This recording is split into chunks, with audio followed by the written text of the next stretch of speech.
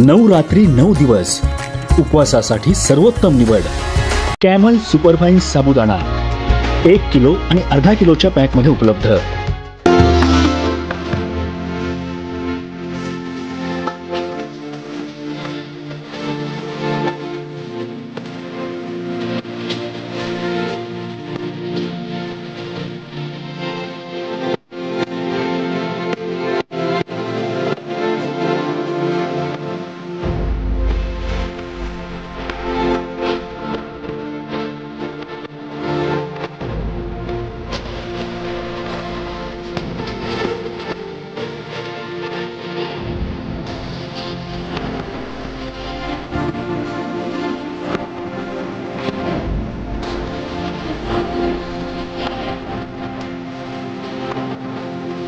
नमस्कार, नगर संघर्ष न्यूज प्रस्तुत जागर स्त्री शक्तीचा या कार्यक्रमात आज आपल्या सोबत चर्चा करण्यासाठी आलेले आहेत हबप राजश्रीताई कडलक। ताई, तुमचं स्वागत आहे आपल्या चॅनल मध्ये। मला पसंत ताई, मला सुरुवातीला तर पहिले तुमचा जीवन प्रवास ऐकायला आवडेल की तुम्ही इतक्या कमी वयात तुम्ही कीर्तनाशी जोडल्या गेलात। ज्या वयात लोकांना डिस्को असेल किंवा डीजे असतील, क्लब्स असतील असं आवडतं, त्यावेळेस तुम्हाला भजन कीर्तनाची आवड आहे म्हणजे खूप मोठी गोष्ट आहे। नाही, आता याचं सगळं श्रेय माझ्या आई वडिलांना आहे। माझे वडील संपूर्ण महाराष्ट्रामध्ये प्रथम पदवीधर कीर्तनकार आहेत, म्हणजे ज्यांनी कीर्तनाची पदवी घेतली आहे। तसं शैक्षणिक शिक्षण त्यांचं ऑटोमोबाईल इंजिनियर आहे, पण घरामधूनच वारसा असल्यामुळे लहानपणापासूनच याची फार आवड लागली की भगवंताचं नामस्मरण, कथा, कीर्तन याची फार आवड लागली। याचं सगळं माझे वडील आणि माझी आई यांच्याकडेच हे श्रेय आहे। मग तुम्ही सुरुवात कशी केली कीर्तनाला किंवा कशी वाटचाल होती तुमची? मी लहान होते, म्हणजे आता जसं मला आठवत आहे तसं भगवंताच्या नामस्मरणात किंवा सप्ताह, कथा, कीर्तन याच्यातच आहे। लहान असताना मी दुसरीच्या परीक्षा दिल्या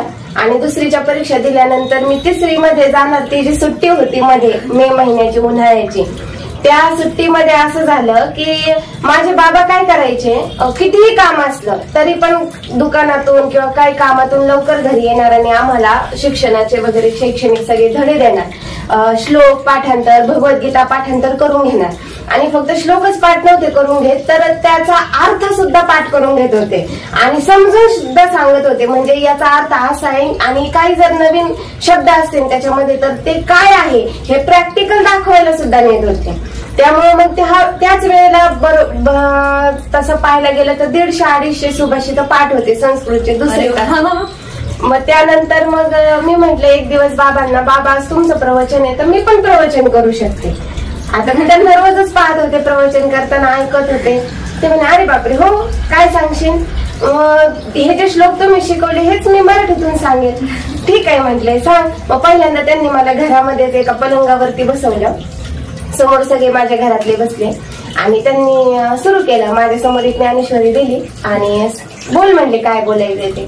तर मी लागले हसायला, म्हणजे एवढे हसायला लागले की ते म्हणले, अगं प्रवचन किंवा कीर्तन म्हणजे काय, हे असं हसणं किंवा हे असं नसतं, निदान तू तरी सिरियस राहायला पाहिजे ना।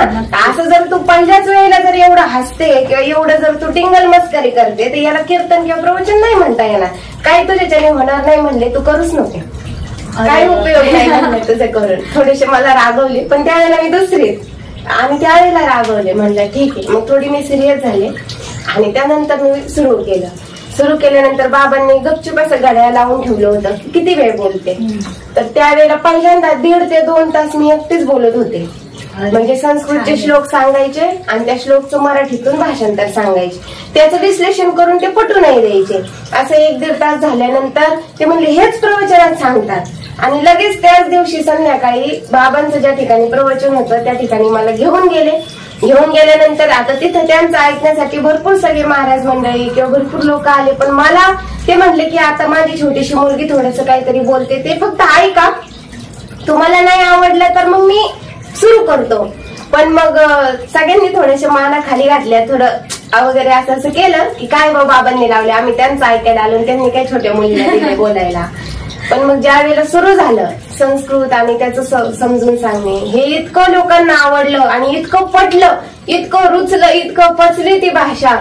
त्यानंतर मग बाबांनी सांगितलं की करत जाण, तिथं जेवढे होते ते. मग मलाही थोडासा आत्मविश्वास अजून जागृत झाला की आपणही याच्यामध्ये काही ना काहीतरी समाज प्रबोधन करू शकतो. मग तिथून पुढे मग तो प्रवास सुरूच झाला. मग हळूहळू मग प्रवचन झालं की कीर्तन झालं की कथा, मग असं वाटचाल सुरूच झाली. ताई, एखाद्या तरुण पिढी जी आपली आहे त्यातील कोणाला तुमच्यासारखं कीर्तन करायची किंवा प्रवचन करायची इच्छा असेल तर त्यांनी सुरुवात कुठून करावी, किंवा या आध्यात्मिकतेकडे सारखं त्यांना वळायचं असेल तर त्यांनी सुरू कुठून केलं पाहिजे? सगळ्यात सुंदर प्रश्न विचारला हा, की तरुण पिढीला जर याच्यामध्ये यायचं असेल तर सुरुवात कुठून करायची. आता ज्या वेळेला आपल्याला आध्यात्मिक क्षेत्रामध्ये यायचंय ना, तर त्यावेळेला सगळ्यात महत्वाची गोष्ट म्हणजे आपल्यावरती गुरुकृपा असणं गरजेचं असतं. नक्की. एक योग्य उत्तम म्हणजे पूर्ण सात्विकतेला धरून, या आध्यात्मिक क्षेत्राला धरून श्रोत्रिय ब्रह्मनिष्ठ असं जर गुरु जर आपल्याला भेटले, त्यांचा वरदहस्त आपल्या डोक्यावरती पडला की आपण आपोआप सुरू होतो. सुरुवातीला नामस्मरण करणे, नामस्मरण केल्यानंतर भगवद्गीता, पुराण काय आहे, 6 शास्त्र काय आहे, पुरेपूर त्याचं जर नॉलेज घेतलं आणि तिथून पुढे जर सुरुवात केली या आध्यात्मिक क्षेत्राला तर अतिशय उत्तम. कीर्तन करायचं असेल, प्रवचन करायचं असेल तर कीर्तन म्हणजे नेमके काय, प्रवचन म्हणजे नेमकी काय, आणि त्या गादीवरती बसून त्या गादीवरती उभं राहून काय सांगावं लोकांना याचं पहिल्यांदा ज्ञान घ्यावं आणि मग कीर्तनाला सुरुवात करावी. खूप सुंदर असं तुम्ही सांगितलं. ताई, तुम्ही हे ज्ञान कुठून घेतलं? म्हणजे वडिलांनी तर तुम्हाला सांगितलं, हो. याच्या व्यतिरिक्त तुम्ही कुठून शिकला आहात की वडिलांकडूनच सगळं म्हणजे तुमच्यात आलं? माझ्या वडिलांनी तर पुरेपूर शिकवलं, पण तरीही त्याला अजून जोड म्हणजे माझे सद्गुरुजी, माझे सगळ्यात लाडके गुरु हरिभक्त परायण अद्वैत वेदांत भास्कर परमपूज्य गुरुवर्य जंगले महाराज शास्त्रीजी डोंगरगंजचे, त्यांनी मला पुरेपूर याच्यामध्ये शिकवलं. आणि त्याच पद्धतीने अजून आपल्या पिंपळगाव माळवी इथंच असणारे बाळकृष्ण महाराज भोंदे यांनी तर मला म्हणजे बारकी शिवाय बोलले नाही आणि पूर्ण तोंड भरून साखर खाऊ घालायचे. पहिल्यांदा पाठ सुरू होताना पहिले तोंड भरून असं डबाच होतायचे तोंडात, तेवढी साखर खा, तोंड गोड कर आणि मग पाठाला बस म्हणायची. त्यांच्यानंतर या दोघांनी मला पुरेपूर सगळं शिकवलं. सुंदर असा तुमचा प्रवास होता. खरंच छान आहे. म्हणजे तरुण पिढीलाही सांगण्यासारखं आहे की त्यांनी तुमची प्रेरणा घेऊन त्या क्षेत्रात यायला पाहिजे. ताई, मला एक सांगा की तुम्ही म्हणजे असंच बोलता बोलता विषय निघला, त्यातून मला कळालं की तुम्ही वकिलीचं देखील शिक्षण घेत आहात. मग तुम्ही वकिलीचं शिक्षण घेत आहात, ते क्षेत्र पूर्ण वेगळं आहे आणि हे क्षेत्र पूर्ण वेगळं आहे. मग अशा वेळेस तुम्ही दोन्हीकडे म्हणजे इकडे कसं काय आले तुम्ही ते क्षेत्र सोडून? आता सगळ्यात महत्वाचं, पहिल्यांदा तर मी आध्यात्मिक क्षेत्रामध्ये होते, त्यानंतर मी माझं करिअर, माझं जॉब, माझा एक व्यवसाय म्हणून वकिली क्षेत्र निवडलं. आणि वकिली क्षेत्र निवडण्याचं कारण असं की वकील म्हणजे काय, आपण सध्या म्हणतो खऱ्याचं खोटं करतोय, खोट्याचं खरं करतोय. आता हे स्पष्ट बोलायला हरकत नाही, किंवा मग काय फक्त इकडचं तिकडचं 2-3 शब्द सांगून काहीतरी फक्त कमवणे आणि एकदा की आपल्याकडे एखादा क्लायंट आला की मीटर चालू करणे, मग म्हणजे काय हो, तारीख पे तारीख. पण तसं काही नाहीये. वकील म्हणजे आध्यात्मिक क्षेत्रातून जर पाहिलं ना तर वकील म्हणजे श्रीकृष्णाचं रूप आहे. त्याचं कारण असं की ज्या वेळेला महाभारतामध्ये पांडवांसाठी नाही पूर्ण राज्य तर निदान 5 गावं तरी जहागिरी द्या असं मागायला, यांची वकिली करायला शिष्टाई म्हणून श्रीकृष्ण भगवंत हे दुर्योधनाकडे गेले होते. त्यावेळेला मग दुर्योधन म्हणलं होतं सुईच्या टोकावर बसन एवढं सुद्धा देणार नाही. मग त्यावेळेला कोण गेलं होतं? सगळ्यात पहिल्यांदा श्रीकृष्ण भगवंत गेले होते. आणि तिथून पुढे वकिलीला ही सुरुच झाली. यांचं आम्ही काय करतो फक्त की आमच्याकडे आलेले जे क्लायंट आहे त्यांचं म्हणणं फक्त कोर्टासमोर मांडणे, एवढंच आमचं काम आहे. तसंच श्रीकृष्णाने सुद्धा पांडवांचं म्हणणं काय केलं होतं, या दुर्योधनासमोर मांडलं होतं. आता त्यावेळेला झालं असं की श्रीकृष्णाने काय केलं की दुर्योधनाने 56 भोग जेवायला केले होते, पण भगवंत हा भावाचा आणि भक्तीचा भोगायला गेला. त्या श्रीकृष्णाने काय ते मेवा खाल्ला नाही आणि भक्तीचं प्रेम म्हणून, भक्तीचं प्रतीक म्हणून विदुराच्या घरी कन्या खायला गेले. मग मला असं वाटतं की त्यावेळेस पासून तरी वकिलावरती म्हणजे असं अपवाद यायला सुरू झालं का काय की बा वकील म्हणजे खऱ्याचं खोटं करतोय आणि आता फक्त क्लायंट यावं म्हणून फक्त पुढं करतो. आता ही गोष्ट वेगळी राहिली, पण वकील म्हणजे श्रीकृष्णाचं रूप आहे आणि त्याचेच आपण रिप्रेझेंटेटिव्ह आहोत एवढं मात्र नक्की. सुंदर असे तुमचे विचार की म्हणजे तुम्ही वकील क्षेत्राकडे सुद्धा आध्यात्मिकरित्या ताई. आता नवरात्र चालू आहे, आपण नवरात्रीचाच कार्यक्रम घेतोय खरं तर. मला नवरात्रीविषयी विचारायचं होतं की महिला उपवास पकडतात, हे खरं आहे की महिलांना उपवास पकडतांची भक्ती आहे, भाव आहे, परंतु त्यामागं काही आध्यात्मिक ह्याच्यात काही लिहिलेलं आहे का किंवा कथेत काही त्याचं वर्णन आहे का की हे उपवास का पकडले जातात किंवा काय? अनेक महिला हे उपवास पकडतात पण त्यांना कारणच माहिती नाही. बरोबर आहे. आता त्याचं कारण एकच आहे, ज्या वेळेला आपण या नवरात्रीमध्ये या आदिमाया आदिशक्तीचा जागर करतोय, त्या देवीला प्रसन्न करून घेण्यासाठी आपण तिचं व्रत करतोय आणि ते व्रत हे सात्विकतेनेच झालं पाहिजे. त्या सात्विकतेमध्ये तामसपणा राजसपणा नको यायला.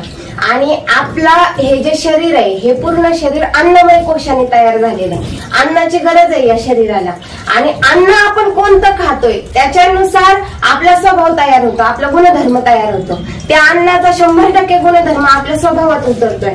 त्याच्यामुळे जर या 9 दिवसामध्ये आपण आदिमाया आदिशक्तीचा जागर करत असताना जर सात्विक अन्न ग्रहण केलं तर आपले विचार हे सात्विकतेनेच या 9 दिवसात तरी निदान राहतील. याचं एक कारण म्हणून उपवास आहे. उपवास म्हणजे एक असाच पाहिजे तसंच पाहिजे असं नाही. उपवास करायचाच, तुम्हाला हे देवीचं व्रत करायचंच ना तर कोणी काय करतं, चप्पल सोडतंय, कोणी चामड्याचं वगैरे घालत नाही, हे सोड ते सोड. माझं तर एक मत आता या समाजाला धरून आता तर असं राहील, तुम्ही उपवास करा, तुम्ही व्रत करा, पण तुम्ही अमुक सोडा तमुक गोष्ट सोडा, पण एक गोष्ट मात्र नक्की सोडा. काय माहिती का, माणसाने दुसऱ्याशी भांडण करणं सोडावं, दुसऱ्याचे हिरे दावे करणं सोडावं.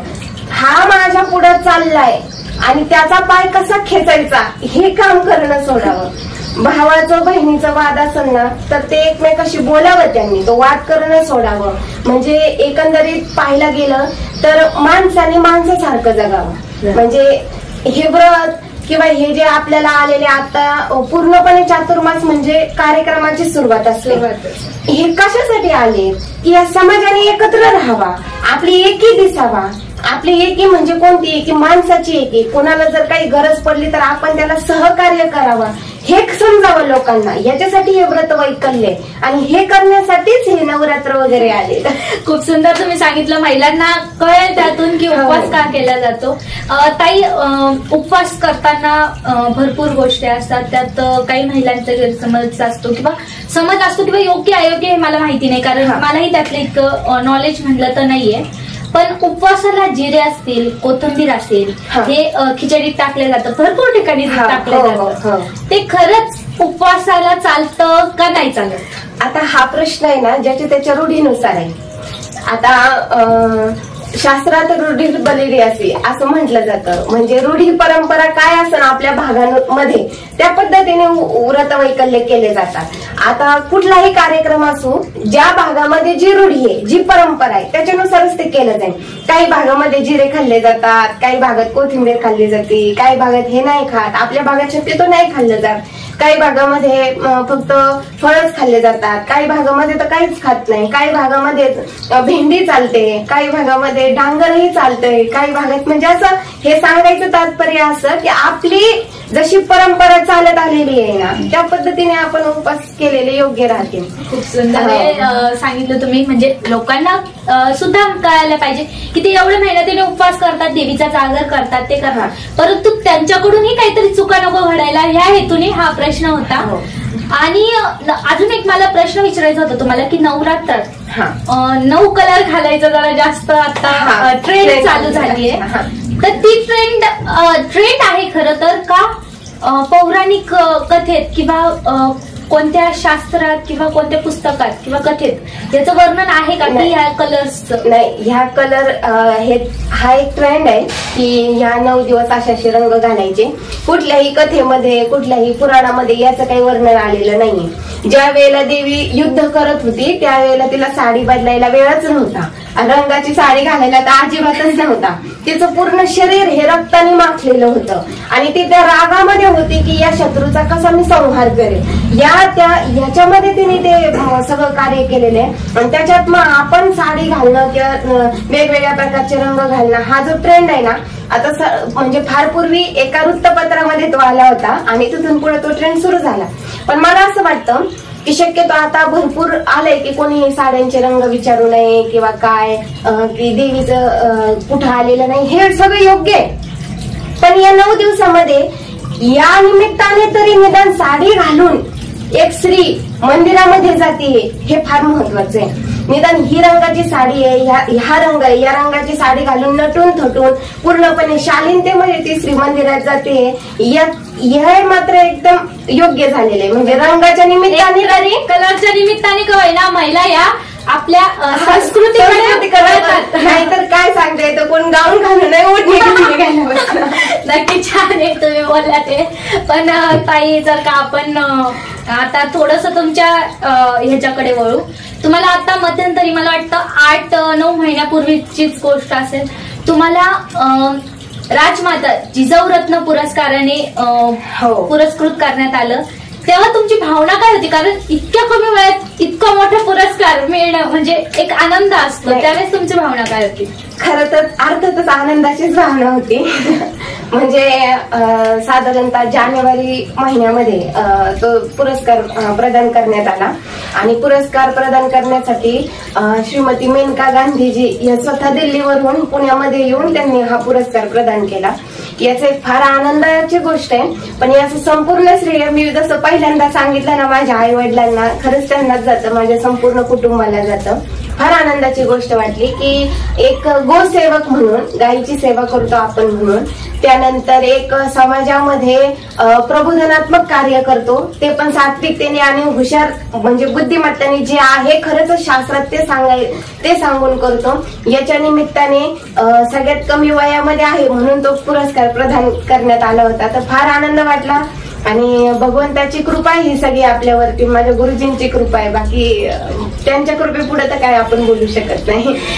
ताई, तुम्ही प्रवचन घेतात, कीर्तन घेतात, अशा वेळेस तुम्ही तिथं जातात, लोक तुमच्याकडे येतात, तुम्ही प्रवचन देतात, अशा वेळेस कधी असं वाटलं का की मी लहान आहे, मी कसं बोलू, किंवा ते तुमचे पाया वगैरे पडतात, एक आदराने पडतात? कारण आपल्यात संस्कृती आहे की जे कीर्तनकार असतील किंवा मोठे आध्यात्मिकतेचे कार्य करतात, अशांचे आपण पाया पडून त्यांना इज्जत देतो. असे तुम्हाला कधी काय वाटलं का की मी लहान आहे आणि माझ्यापेक्षा मोठे लोक माझे पाया पडतात? असं कधीतरी होतं ना? अशीच नाही होतं असं, पण मला असं कधीच झालं नाही. त्याचं कारण असं की शास्त्रातच सांगितलंय आपण सगळे वारकरी आहे आणि वारकरी एकमेका लागतील पायी रे. एकमेकाच्या पाया पडणं हा आपला नैतिक गुणधर्म आहे म्हणजे या वारकऱ्यांचा. मग तिथं लहान नाही, वृद्ध नाही, थोर नाही, स्त्री नाही, पुरुष नाही, याचं वर्णन करत असताना साधू संत सांगतात, या रे लहान थोर, याती भलते नारे नर, करावा विचार न लगे चिंता कोणाची. त्याच्यामुळं एकमेकाच्या पाया पडणं किंवा एकमेकाला नतमस्तक होणं, एकमेकाचा आदर करणं हे या संप्रदायाचं आपलं गूढ तत्वच आहे. आणि संपूर्ण शास्त्रामध्ये, संपूर्ण वेदांतामध्ये एकच गोष्ट शिकवली जाते, एकाच शब्दावरती, एकाच गोष्टीवरती संपूर्ण शास्त्र आहे, ते म्हणजे अद्वैत. अद्वैत म्हणजे काय? अद्वैत, दोन नाही, म्हणजे तो आणि मी एकच आहे, वेगळं वेगळं आपलं काही नाही. मग आपण जर वेगळं वेगळं नाही हे जर लहानपणापासून शिकतोय आणि तरी सुद्धा जर आपण असे विचार ठेवले म्हणजे ते मला काही योग्य वाटलं नाही. म्हणून असं काही कधी वाटलं नाही. माझी अशी सवय आहे की समोरचे पाया पडला तर आपणही पडायचं आणि समोरचा नाही पडला तरी आपण पडायचं. याला काही लाज नाही, काही नाही, कारण त्याच्यामध्ये ब्रह्म आहे. जसं आपण सगळीकडे शोधतो तसं त्याच्यामध्ये पण आहे ना. त्यामुळं सगळ्यांचं सन्मान करणे. आजकाल लोकांमध्ये इगोचा खूप प्रॉब्लेम आहे, त्याच्यामुळे आपल्याला इगोचा फार प्रॉब्लेम आहे. ताई, तुम्हाला भविष्यात आध्यात्मिकतेकडे जर का तरुण पिढीला घेऊन जाण्याचा चान्स मिळाला तर तुमचं काय असं स्वप्न आहे का की काहीतरी असं मोठं करायचं किंवा काय? नक्कीच स्वप्न आहे माझं या तरुण पिढीला या आध्यात्मिक क्षेत्राकडे घेऊन जाण्यासाठी किंवा योग्य मार्गदर्शन करण्यासाठी. आता आजकाल काय झालंय माहिती का, कीर्तनाची ही जी परंपरा आहे ना, ही परंपरा पूर्णपणे वेगळी झाली आहे. म्हणजे लोकांना कीर्तन म्हणजे फक्त हसणे, कीर्तन म्हणजे फक्त रडणे, कीर्तन म्हणजे फक्त काहीतरी इकडच्या तिकडच्या गोष्टी सांगून फापट पसारा सांगून मनोरंजन करणे असं एक बघण्याचा दृष्टिकोन झालाय. मग तरुण मुलांना, तरुण पिढीला याच्यामध्ये घेऊन जाण्यासाठी माझ्या डोक्यामध्ये एक विजन असं आहे, ध्येय, की आपल्याला एक शिक्षण संस्था चालू करायची आहे मुलांसाठी, लहान मुलांसाठी, पण अशी चालू करायची की जी मोफत राहील, म्हणजे जिच्यामध्ये काही पैसे वगैरे घेतले जाणार नाही. तर आजकाल त्याचाही फारच बिझनेस चालू झाला आहे, तर सर्वश्रुत सर्वांना ज्ञातच आहे. पण आपल्याला मोफत चालू करायची, म्हणजे त्या ठिकाणी मुलांना सगळं शिक्षण दिलं जाईल, पण पूर्णपणे मोफत दिलं जाईल. त्याचं कारण असं, या समाजामध्ये दान करणारेही लोक भरपूर आहेत आणि दान घेणारेही लोक भरपूर आहेत. म्हणजे दान करणारे आहेत ना, त्यांचं दान सुद्धा हे सार्थकी लागलं पाहिजे. ही तरुण पिढी सुद्धा योग्य दिशेने वाटचाल केली पाहिजे. अहो, आजकाल असं झाले परिस्थिती काय साहेब, ज्याला कीर्तन या शब्दामधला वेलांटीचा जो की आहे ना, तो ह्रस्व वेलांटी आहे का दीर्घ वेलांटी आहे हे सुद्धा कळत नाही. ते सुद्धा आजकाल त्या गादीवरती उभं राहून, आम्ही तिकडे गेलो होतो, फार सुंदर चहा घेतला आणि मग इथं आलो आणि असं व्रत केलं, याला कीर्तन नाही म्हणत हो. कीर्तन म्हणजे ज्याच्यामध्ये पूर्णपणे भगवंताच्या रूपाचं, गुणाचं, त्या या संपूर्ण ज्ञानाचं वर्णन केलं जातं, त्याला कीर्तन म्हणतात. शरीर, तन म्हणजे शरीर आणि किर्र म्हणजे हे शरीर भगवंताचं नाव ऐकल्याबरोबर असं किर्र झालं पाहिजे, याला कीर्तन म्हणतात. आणि हे कधी होतं की ज्या वेळेला आपण पुरेपूर मार्गदर्शन करू. हा, मला एक म्हणणं पटतं की पुराणातलं समजा काय तुम्ही आता दृष्टांत देतात, आता कलियुग आलंय, हे झालंय, ते झालंय, पण या कलियुगात आता काय चालू घडामोडी चालल्यात याच्यावरून दृष्टांत देऊन तुम्ही ते मुद्दा पटवून देऊ शकता ना. असं याला काही बंधन नाही. तुम्हाला काय करायचंय, फक्त आध्यात्मिक क्षेत्र काय आहे किंवा पूर्णपणे या भगवंताचं ज्ञान काय आहे हे सांगायचंय ना. मग तुम्ही फक्त आई मायेचं सागर, बाप दुःखाचा डोंगर आणि संपलं केलं, असं करून नाही ना उपयोग झाला. मग ते योग्य पद्धतीने शिकवावं याच्यासाठी मुलांना मोफत एक शिक्षण देण्याचं माझं एक ध्येय आहे. परंतु सध्या आता माझं शिक्षण वगैरे पण माझंच चालू आहे. आपण भविष्यात इच्छा आपण करू, भविष्यामध्ये ते करू. नक्कीच तुम्हाला यश मिळावं या गोष्टीत. तुम्हाला त्यासाठी खूप खूप शुभेच्छा. तुमची वाटचाल अशीच पुढे चालत राहू. ताई, एखादा तुम्हाला आवडणारी ओवी किंवा एखादा श्लोक जो तुम्हाला खूप आवडतो असं तुम्ही ऐकू शकतात का थोडंसं? हो, मला सगळ्यात जास्त आवडणारी ओवी म्हणजे ज्ञानेश्वरीमध्ये 9व्या अध्यायामध्ये, बऱ्यापैकी ही सगळ्यांची ज्ञातच आहे की तरी अवधान ऐकिले दिजे, मग सर्व सुखासी पात्र होईजे, हे प्रतिज्ञोत्तर माझे उघड ऐका. म्हणजे तरी अवधान, अवधान या शब्दाचा अर्थ होतो लक्ष देणे. अवधान म्हणजे काय, लक्ष देणे. तरी अवधान ऐकिले दिजे, तुम्ही लक्ष देऊन ऐका. ऐकल्यावरती काय होईल, मग सर्व सुखासी पात्र होईल, मग सगळ्या सुखाला आपण पात्र होते. आणि हे प्रतिज्ञोत्तर माझे, हे प्रतिज्ञापूर्वक सांगतायत कोण, माऊली. उघड ऐका. जगाची माऊली प्रतिज्ञापूर्वक सांगते की तुम्ही लक्षपूर्वक ऐकलं तर तुम्हाला सगळे सुख मिळते, म्हणजे कोणतीही गोष्ट असो. खूप सुंदर अशी आज आपल्यासोबत चर्चा झाली. ताई, तुम्ही आमच्यासोबत या चर्चेसाठी जोडल्या गेल्या त्याबद्दल तुमचे खूप खूप आभार. धन्यवाद. पण आता वेळ झाली आहे थांबण्याची. भेटूया एका नवदुर्गेसोबत तिचा अनुभव जाणून घेण्यासाठी उद्या.